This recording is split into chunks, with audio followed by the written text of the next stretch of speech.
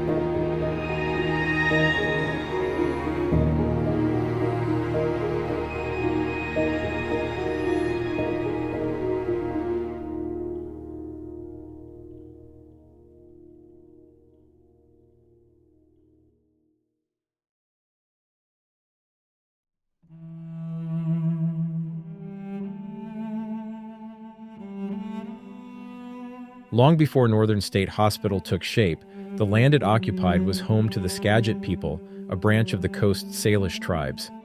These indigenous communities thrived along the Skagit River, drawing sustenance from the region's abundant salmon runs and fertile plains. The valley was more than a home, it was a spiritual and cultural nexus. By the late 19th century, however, settlers and industrialization displaced much of the indigenous population, erasing their presence from the landscape. When plans for Northern State Hospital began, this rich history was largely disregarded, leaving a legacy of displacement etched alongside the institution's imposing footprint.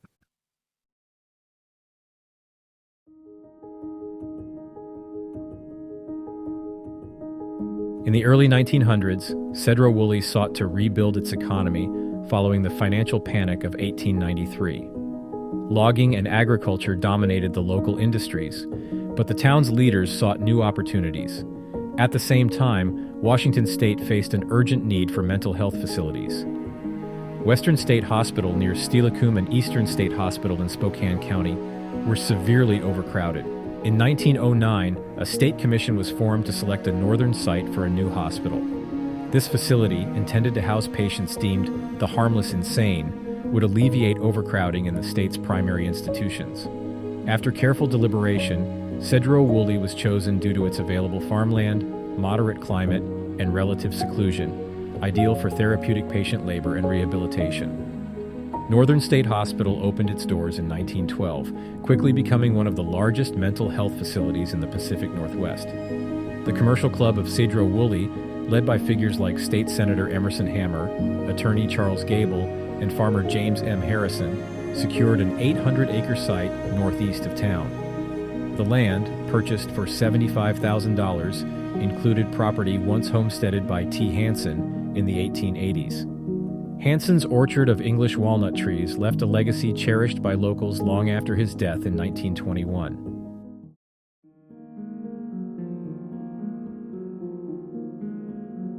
Construction began in 1912, and by May of that year, the hospital's administration building and initial wards were operational.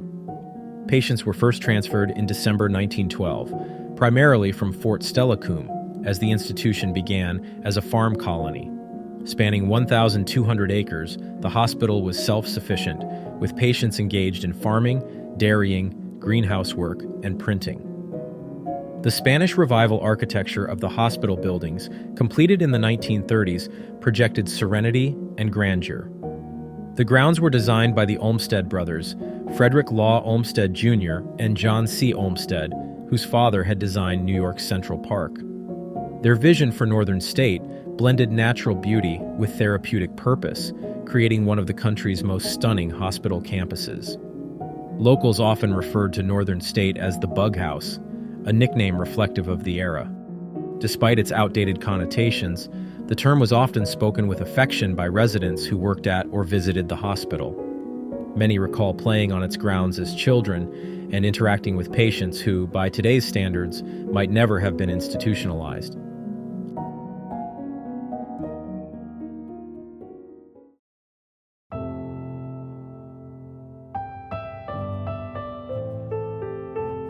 The hospital's first superintendent, A.H. McLeish, oversaw its early development.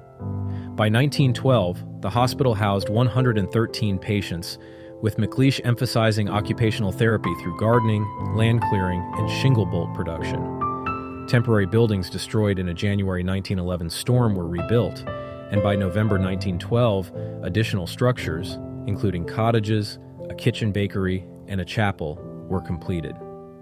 Despite his efforts, McLeish's tenure ended in 1913, succeeded by Dr. James Winfield Doughty in 1914. A Bowdoin College graduate, Doughty brought a progressive approach to psychiatric care. He expanded agricultural programs and integrated farming into treatment plans, solidifying Northern State's reputation as Washington's most modern mental health facility.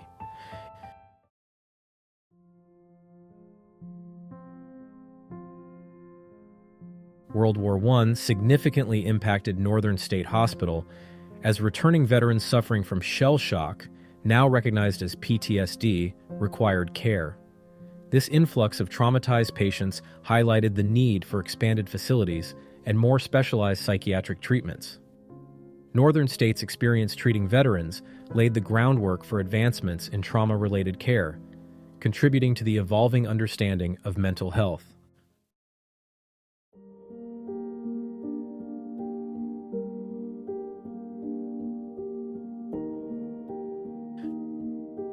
Dr. Charles Doughty played a pivotal role in modernizing Northern State Hospital during the 1920s and 1930s. His tenure brought humane treatment practices, infrastructure upgrades, and innovations in patient care. However, the Great Depression, beginning in 1929, severely impacted public institutions nationwide.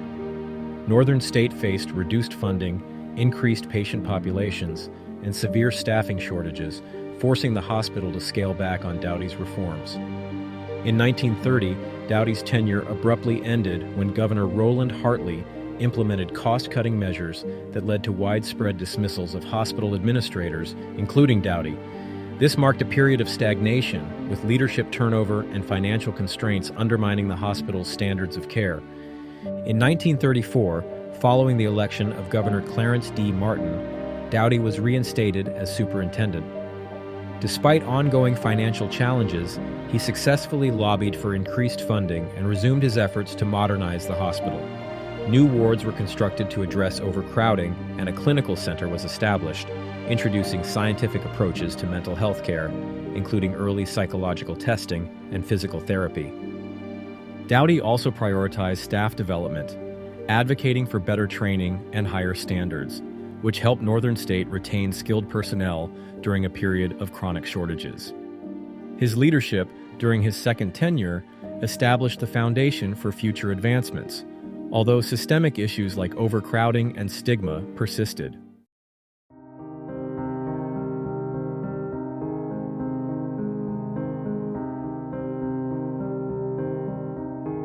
In the mid-1930s, Dr. Ruth Miller, one of the few female physicians in the field, became a leading advocate for patient welfare at Northern State Hospital. She opposed controversial treatments such as lobotomies, insulin shock therapy, and electroconvulsive therapy, which were widely used in response to overcrowding and limited resources. Dr. Miller introduced humane alternatives, including occupational therapy, art and music programs, and individualized care plans.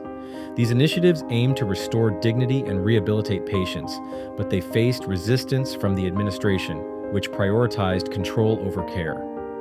Tragedy struck in 1940 when a patient died during a forced insulin shock therapy session, an outcome Miller had long warned against. The incident sparked a debate about institutional practices, but left Miller disillusioned. Unable to enact meaningful reform, she resigned later that year. Following her departure, Dr. Miller became a national advocate for community-based care and humane mental health treatment. Her brief but impactful tenure at Northern State highlighted the potential for compassionate reform, even as systemic inertia prevented its full realization.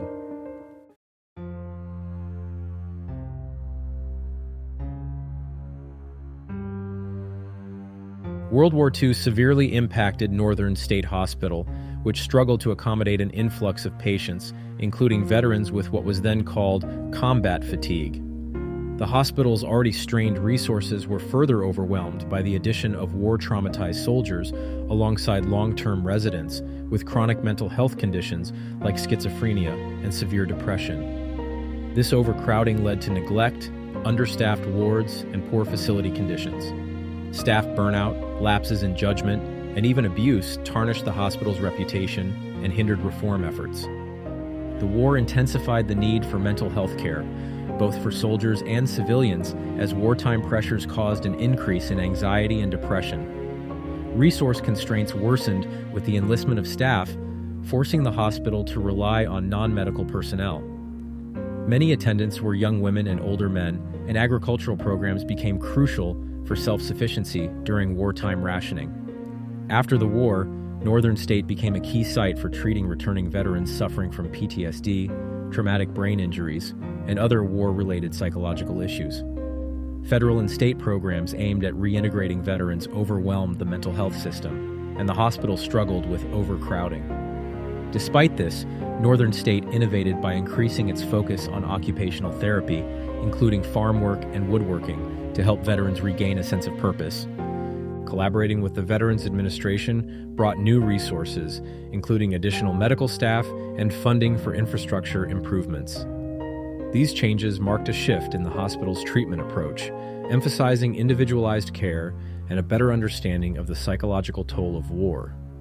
The challenges of caring for veterans during and after World War II had a lasting impact on Northern State Hospital, contributing to more compassionate and effective mental health care practices.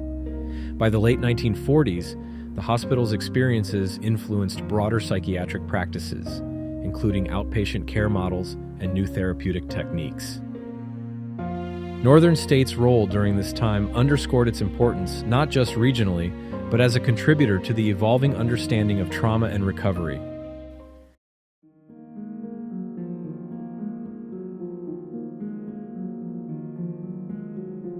One of the most infamous incidents during this era was the 1943 death of John Riley, a war veteran with a history of depression and severe agitation.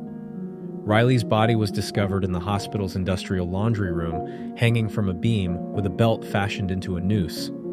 Initially ruled a suicide, the case raised suspicions when investigators noted inconsistencies, including marks on Riley's neck that suggested strangulation. An internal review revealed troubling details. A hospital orderly with a documented history of violence had been assigned to monitor Riley. Witnesses reported altercations between the two, but their testimonies were ignored. In an apparent effort to avoid scandal, administrators closed the investigation and reassigned the orderly to another state-run facility. Riley's death became a symbol of the neglect and corruption at Northern State, further eroding public trust.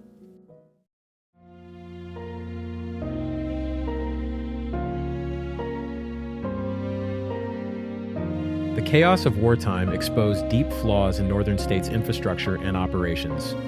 Overcrowding, insufficient resources, and untrained staff created an environment where neglect and abuse flourished. While figures like Dr. Ruth Miller briefly pushed for reforms, systemic resistance and overwhelming challenges stymied their efforts. By the late 1940s, Northern State exemplified the broader failures of institutional psychiatry in mid-20th century America.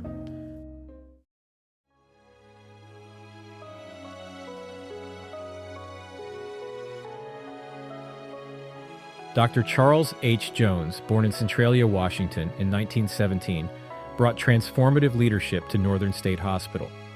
A graduate of the University of Washington and the University of Oregon Medical School, Dr. Jones began his psychiatric training during World War II while serving in the U.S. Army. His wartime experiences shaped a forward-thinking approach to mental health care.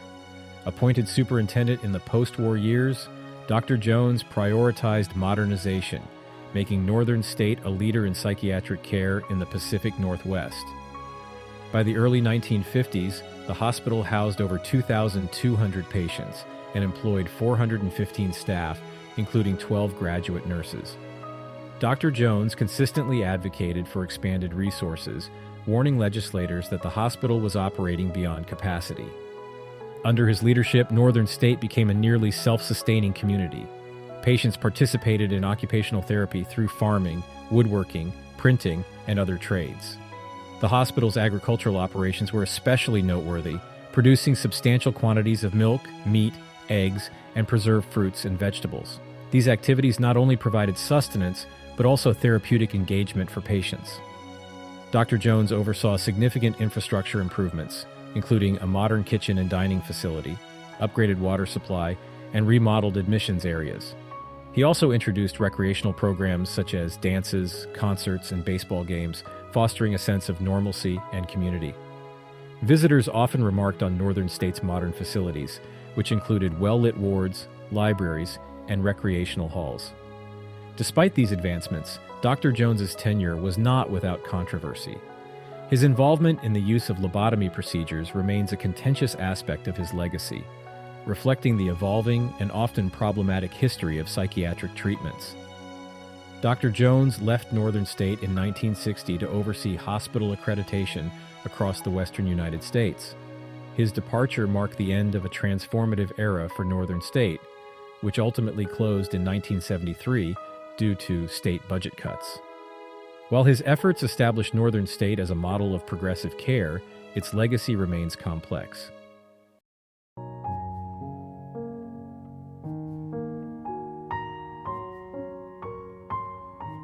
By the mid-20th century, public scrutiny revealed the darker practices of institutions like Northern State. Investigations in the 1950s and 1960s exposed systemic neglect, abuse, and suspicious deaths. Despite the hospital's progressive programs under Dr. Jones, reports of overcrowding, undertrained staff, and unchecked violence painted a grim picture. In 1969, Grace Thompson, a former nurse, publicly exposed widespread abuse and corruption. Her testimony included harrowing accounts of physical and emotional mistreatment, neglect, and suspicious deaths, such as that of Carl Jacobs, whose bruised body was found in a locked isolation room. The official explanation of a heart attack was contradicted by Thompson's detailed account, sparking broader inquiries. Investigations uncovered a pattern of abuse, including violent altercations and neglect leading to deaths. While some staff faced prosecution, many cases were quietly dismissed. The findings fueled public outrage and calls for reform, aligning with the deinstitutionalization movement of the 1970s. Northern State Hospital played a crucial role in addressing the mental health needs of veterans during World Wars I and II. Following World War I, it became a refuge for soldiers suffering from shell shock, offering a healing environment with structured routines and occupational therapy, including gardening, woodworking, and animal care. By the end of World War II, the hospital had refined its treatments, incorporating advancements in psychiatric care and community-focused programs like concerts and sports. Though imperfect, Northern State adapted to the evolving needs of veterans transitioning from war to peace. After the Korean War, Northern State continued serving veterans with combat fatigue, or psychosis. Treatments included electroconvulsive therapy, early psychotropic medications, and occupational therapies like farm work to restore routine. However, overcrowding and limited resources strained the quality of care. Despite these challenges, the hospital collaborated with the Veterans Administration to support those who had served. The Vietnam War brought new and complex mental health challenges, particularly PTSD and substance abuse, which traditional therapies struggled to address. Unlike earlier veterans, those returning from Vietnam often faced societal disapproval, further compounding their struggles. Northern State Hospital attempted to provide care through occupational programs and other therapeutic approaches, but these methods proved insufficient for the multifaceted needs of Vietnam-era veterans. Specialized interventions for trauma and addiction were beyond the hospital's capacity, reflecting the broader inadequacies of the mental health care system. This era also coincided with the deinstitutionalization movement, which shifted mental health care from large institutions to community-based systems. Funding cuts and political pressures accelerated this transition, leaving facilities like Northern State unable to adapt. Many veterans who might have benefited from extended care found themselves discharged into fragmented and underfunded systems, often falling through the cracks. The hospital's closure in 1973 marked not only the end of its operations, but also the broader decline of institutional mental health care in the United States. Northern State's history captures the dual narrative of progress and failure in 20th century mental health care. From its early efforts to aid World War I soldiers to its later attempts to support Vietnam-era veterans, the hospital sought to provide a sense of purpose and healing through its serene grounds, farms, and workshops. However, these methods were ultimately inadequate for the evolving needs of the populations it served. Chronic underfunding, the pressures of deinstitutionalization, and systemic neglect overshadowed its mission. Today, Northern State's ruins stand as a public park where visitors explore decaying structures steeped in history. The hospital cemetery, where over 1,800 individuals are interred, serves as a solemn reminder of its past. Community groups, such as Friends of Northern State Hospital, have worked to honor those buried there, transforming the cemetery into a space for reflection and remembrance. Northern State's story is emblematic of the broader struggles in psychiatric care across America. Ambitious beginnings ultimately undermined by systemic failures. Its legacy urges us to consider the human cost of inadequate mental health care and the ongoing need for compassion and sustained support. The park and cemetery endure as poignant symbols of hope and heartbreak, reminding us of the importance of prioritizing mental health for society's most vulnerable,